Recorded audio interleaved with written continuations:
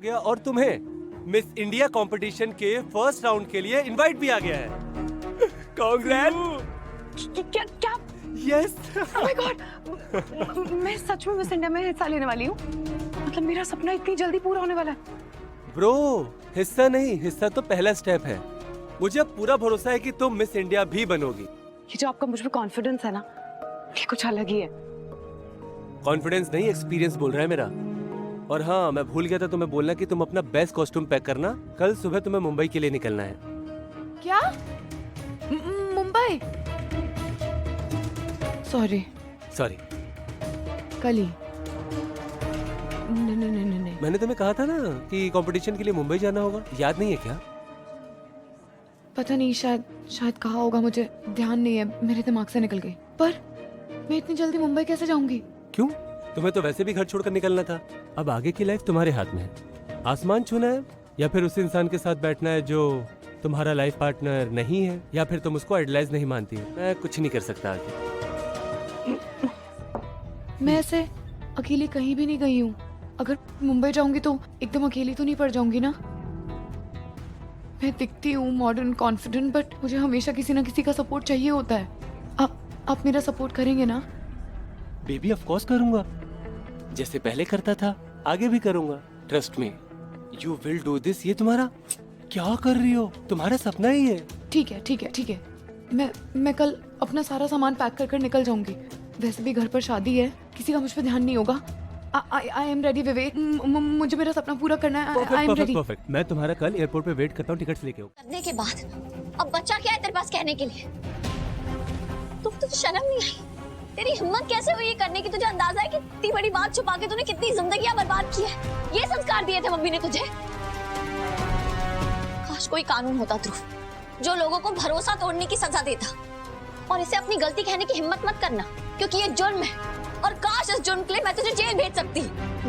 Please मुझे माफ कर, प्लीज मुझे माफ कर दे। मुझसे बहुत बड़ा गुनाह हो गया, प्लीज मुझे माफ कर। दूर रह मुझसे ध्रुव।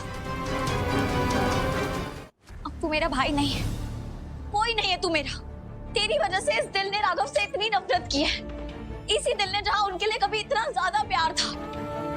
और मैं ये सोचती रही कि राघव ने मम्मी के साथ इतना बुरा किया, और मैंने कितना गलत किया राघव के साथ। मैं कभी खुद को उसके लिए माफ नहीं कर पाऊंगी ध्रुव, और सब तेरी वजह से। नहीं पर तू तेरी इसमें कोई गलती नहीं है। हाँ ध्रुव, मेरी गलती नहीं है। मेरी बस इतनी गलती है कि मैं तेरी बहन हूँ, और मैं इसके लिए कुछ कर नहीं सकती थी, लेकिन अब मैं कर सकती हूँ। मैं हर उस चीज से अपना नाता तोड़ दूंगी जिससे तेरा कोई भी रिश्ता नहीं थी तू। हाँ ध्रुव, आज के बाद मुझे तेरी शक्ल भी नहीं देखनी। मैं तुझसे ऐसे दूर हो जाऊंगी जैसे किसी ने मुझे कोई श्राप दिया हो। तू ऐसे मत बोल। तुझसे दूर रहना ही उस श्राप का पश्चाताप होगा मेरे। ये आपके हल्दी के कपड़े। आपके पास 1 मिनट है? जी बोलिए ना। आपको पता है राघव भैया ये क्या है? हल्दी। इसे मैंने आपकी और कीर्ति की हल्दी के लिए खुद अपने हाथों से सिलबट्टे पे पीसा है। थैंक यू भाभी। पर मैं यहाँ इसके लिए नहीं आई राघव भैया। आपको पता है, शादी से पहले हल्दी की रस्म दूल्हा और दुल्हन को मन, शरीर, कर्म और संस्कारों से शुद्ध करने के लिए की जाती है, ताकि वो अपना अतीत भूलकर एक नए जीवन की शुरुआत कर सके, पूरे साफ और सच्चे मन के साथ। पर मुझे नहीं लगता ये हल्दी की रस्म आपके लिए काफी होगी, क्योंकि आपका अतीत ही आपका आज भी है, और मैं नहीं जानती कि आप ये कैसे बदलेंगे, या आप इसे बदल भी पाएंगे या नहीं।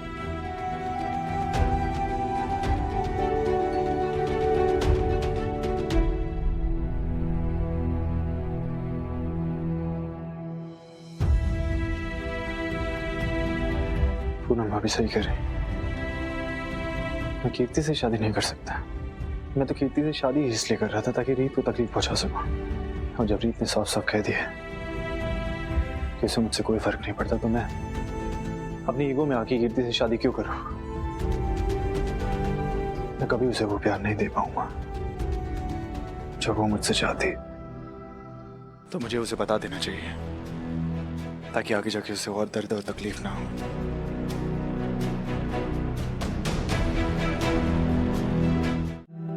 कीर्ति, मुझे तुमसे कुछ जरूरी बात करनी है। दरअसल ना मुझे भी आपसे एक जरूरी बात करनी है, तो प्लीज पहले मैं कहूँ।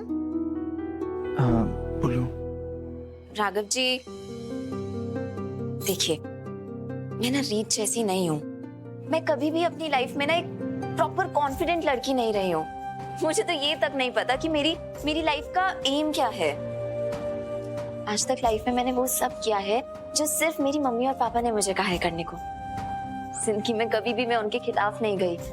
सिर्फ वो किया है जो एक अच्छी बेटी को करना चाहिए। कुछ बड़ा या महान काम नहीं किया।